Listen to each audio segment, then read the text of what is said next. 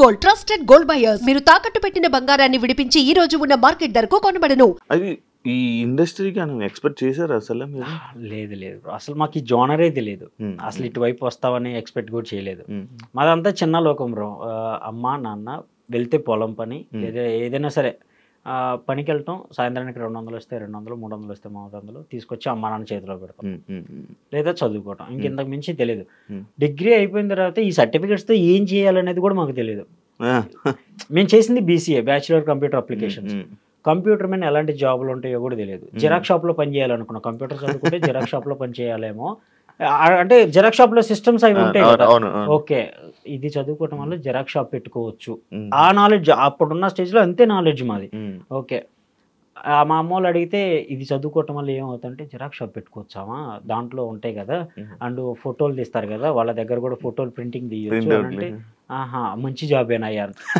అది అప్పుడు చాలా ఎక్కువ అన్న, నిజంగా చాలా ఎక్కువ. ఓకే, నా కొడుకు ఫోటో షాప్ పెట్టుకోవచ్చు, ఏదో ఒకటి జిరాక్స్ షాప్ పెట్టుకుంటే రోజుకి ఎట్లేదన్నా ఒక 200, 300 కూర్చొని సంపాదించుకుంటారు. 200 కూర్చొని సంపాదించుకోవడం వాళ్ళకి చాలా ఎక్కువ అనిపించింది. సో ఆ స్ట్రాటజీ నుండి చిన్న చిన్నగా ఒక చిన్న ఇంటర్వ్యూకి వెళ్తే కంప్యూటర్ ఆపరేటర్గా ఉంది అని అన్నారు. ఏం వర్క్ సార్ అంటే, క్వశ్చన్ పేపర్స్ సార్స్ ఇస్తారు రాసి, డైలీ స్టూడెంట్స్కి ఏవో ఒక టెస్టులు జరుగుతాయి. ఆ క్వశ్చన్స్ పేపర్స్ ఇచ్చేవాళ్ళు, మేము టైప్ చేసి ఇచ్చేవాళ్ళం. నైట్ అంతా కూర్చొని అందరు సార్స్ అందరూ వెళ్ళిపోయిన తర్వాత టెస్టింగ్ ఉంటుంది, టైపింగ్ టెస్టింగ్ ఉంటుంది.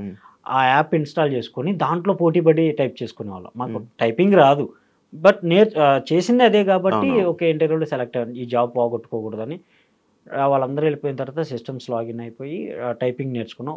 1 వీక్లో ఫుల్ ఆఫ్ స్పీడ్ టైపింగ్ నేర్చుకున్నాం.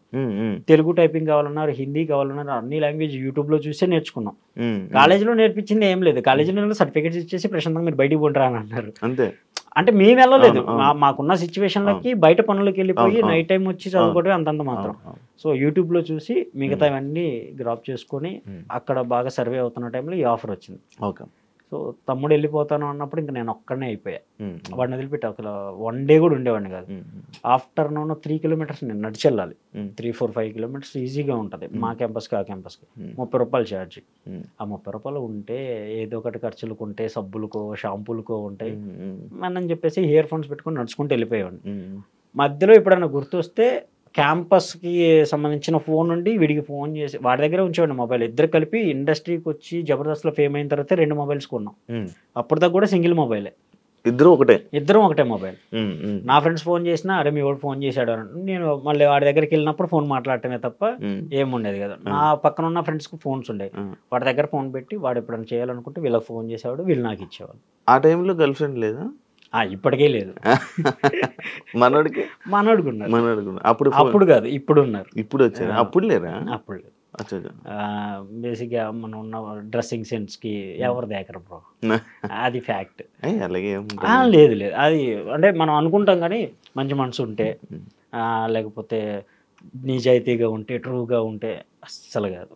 నీ డ్రెస్సింగ్ సెన్స్, నీ వాక్ ఆఫ్ వే, నువ్వు ఏ స్టేజ్లో ఉన్నావు ఇదే చూస్తారు. ఇన్ఫాక్ట్ మేము వచ్చినప్పుడు ఈ పటాసులు ఇవన్నీ చేసినప్పుడు కూడా ఓకే, మేము ఏంటి ఒక పర్సన్తో మాట్లాడితే మేమేంటనేది అర్థమైపోద్ది. అంత మాత్రాన లవ్ చేస్తాం అది అస్సలు కాదు. ఒక బండి కావాలి, ఒక కారు కావాలి, మరి అవన్నీ చూసే లవ్ చేశారు. ఎగ్జాక్ట్లీ. ఇప్పుడు గర్ల్ ఫ్రెండ్ ఉంది అనగానే అమ్మాయి ఫోన్ చేసి ఒక చాక్లెట్ అడిగితే ఇద్దరు మొఖాలు చూసుకోవాలి. నా దగ్గర డబ్బులు లేవు, నీ దగ్గర డబ్బులు అవసరం, మన మొఖాలకి అని. ఎవరన్నా ఫోన్ చేసిన ఆర్టిస్టులు అక్క అనేసేవాళ్ళు. మన పల్లెటూరు మైండ్ సెట్, చెప్పక్క అనేవాళ్ళు. ఇంకా అప్పుడు మనకి ఎవరు పడతారు? అలాగే అంటే ఇప్పుడు ఇమాన్యుయల్ కూడా అలాగే పడ్డారంటవా? ఆల్మోస్ట్ మేము అందరం అక్క అక్క అనటం వల్ల అప్పటి వరకు ఎవరు పడలా. ఆ తర్వాత కొంచెం మేము సంపాదించుకోవటం. సో అటు సైడ్ నుండి వచ్చిన ఒక ఆఫర్ తన్ని ఇంప్రెస్ చేసింది. ఆ ఇంప్రెస్ కాస్త వాళ్ళిద్దరి దగ్గర అయ్యి మూవ్ ఆన్ అవుతూ వచ్చారు ఇక్కడ వరకు. ఎవరెవరో వీడియోలు పెట్టేసి ఈమెనే గర్ల్ ఫ్రెండ్ అన్నారు ఏంటి? నాకు ట్యాగ్ చేస్తున్నారు పైగా. తనంటే లోపల కూర్చున్నాడు, ఇమ్మాన్యుయల్ వాళ్ళ గర్ల్ ఫ్రెండ్ ఇలా ఉంటది అని చెప్పేసి రీల్స్ పెట్టేసి, ఫేక్ ఫొటోస్ పెట్టేసి నాకు ట్యాగ్ చేస్తున్నారు, స్టోరీస్ మెన్షన్ చేస్తున్నారు. నేను డైరెక్ట్గా ఆ ఐడియల్కే నీకు అన్నం పెడతాను రా అయ్యా, ఆమె ఆ కాదా? అమ్మాయి కాదయ్యా పాపం, ఆ అమ్మాయి వైరల్ అయ్యింది అనుకోండి, ఆ అమ్మాయికి ఏమన్నా ప్రెషర్ పెరగవచ్చు. సో అలా నేను వాళ్ళ మెయిన్ ఐడియాకే పెట్టేసి కామెంట్లో కూడా పెట్టేస్తున్నా, ఈ అమ్మాయి కాదు, it's a fake news, please don't spread this అని చెప్పేసి పెడుతున్నాను. కామెంట్ చూసిన వాళ్ళు కూడా మరి ఎవరు ఏంటి మాకు ఫోటో చెప్పొచ్చు కదా, ఫోటోకి ఏమైంది, బేసిక్గా చెప్పడానికి ప్రాబ్లం ఏం లేదు. ఇప్పుడు నేను ఇమాన్యుయల్ వాళ్ళ అన్నగా తెలుసు కాబట్టి నేను బయటికి వెళ్తే ఇంకో నలుగురు గుర్తుపడతారు, ఓకే. బట్ అమ్మాయి బయట ఎక్కడికైనా వెళ్ళి ఫర్దర్ స్టడీస్ చేయాల్సిన అమ్మాయి, తను అక్కడికి వెళ్ళిన తర్వాత ఏదైనా ఫేస్ చేయొచ్చు. సో అందుకోసం అంతే ఇంక వేరే ఉద్దేశం ఏం లేదు. రివీల్ చేయకపోవడానికి కారణం అయితే అదే. రివీల్ చేయరు ఇంకా లాస్ట్ వరకు? తను బయటకు వచ్చిన తర్వాత ఎంగేజ్మెంట్ అవి ఫిక్స్ చేసుకున్నారు ఆఫీషియల్గా, అందరికి వాళ్ళ ఫ్యామిలీ అందరి మధ్య. అయిపోద్దా బయటికి రాగానే? మోస్ట్లీ అనుకుంటున్నా. చుట్టాలమ్మేనా? లేదన్నా, ఇండస్ట్రీ కూడా కాదు, డాక్టర్. తను ఎంబీబీఎస్ కంప్లీట్ చేసుకున్నాను. అవునవును చెప్పారు కదా మర్చిపోయినా. డాక్టరా? ఓకే, బాగానే కలిసారు. ఓకే. ఇంతకు ముందు మీరు వీడియోలు చేసేవాళ్ళు కదా, కామెడీ వీడియోలు ఫోన్లోనే, టిక్ టాక్ వీడియోలు, అవి ఈ మధ్య బాగా వస్తున్నాయి. అవి వైరల్ చేస్తున్నాయి. ఎప్పుడో చేసిన tick talk videos railway station లో కూర్చున్నాయి, వాడి ఫ్రెండ్స్ తో చేసినవి. అవి బ్యాకప్ అసలు మాకే బ్యాకప్ లేదు, వీళ్ళు ఎక్కడెక్కడో తొవ్వి తీసి మరి అవి వైరల్ చేస్తున్నారు ఇప్పుడు. అవునవును, అంటే అప్పటి నుంచి ఉండే జోకులు కామెడీ. ఇండస్ట్రీలో ఉన్నప్పుడు కాకుండా, అంటే కాలేజ్ డేస్ లో ఉన్నప్పుడు ఈ టిక్ టాక్ అవి ఉన్నాయి కాబట్టి అప్పుడు చేసేవాళ్ళం సరదాగా ఫ్రెండ్స్ తో అవి చేసేవాళ్ళం. బట్ అవే ఇక్కడ తీసుకొస్తాయి. అది మామూలుగా ఎంటర్టైన్మెంట్ ఎందుకు ఎంచుకున్నాడు? లేదు, సరదాగా మాట్లాడుకుంటాం. అంటే ఊర్లో కుర్రోళ్ళతో అయినా సరే, ఇంకా మా గ్యాంగ్ కూర్చుందనంటే తెల్లారిపోద్ది ముచ్చట్లకి. సరదాగా నవ్వుకుంటాం, ఆ జోకులు వేసుకుంటాం, ఈ జోకులు వేసుకుంటాం, ఇద్దరం అంతే. మా బ్యాచ్ ఎవరన్నా సీరియస్ గా ఉందన్నా కానీ జోక్ వేసే పర్సన్స్ మేమే. ఇంకా అలా అందరం నవ్వించుకుంటాం, అలవాటు అయిపోయింది. అది కాస్త ఈ కామెడీ జోనర్ ఎంచుకోవడానికి కొంచెం స్పెసిఫిక్ రీజన్ అయింది. Okay okay.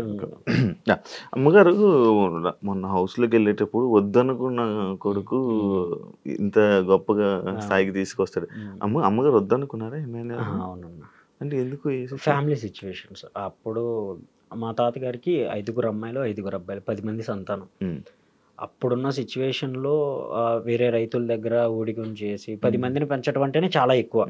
సో ఆ 10 మందికి పెళ్ళిళ్ళు చేసి వాళ్ళందరికీ సపరేట్ ఎంతో కొంత ఇచ్చి ఆ వచ్చిన దాంట్లో ఉన్నదే కొంచెం. అప్పుడు మా అమ్మ నాన్నకి మళ్ళీ పెళ్ళయింది, నేను పుట్టాను. నేను పుట్టిన తర్వాత తినటానికే లేదు.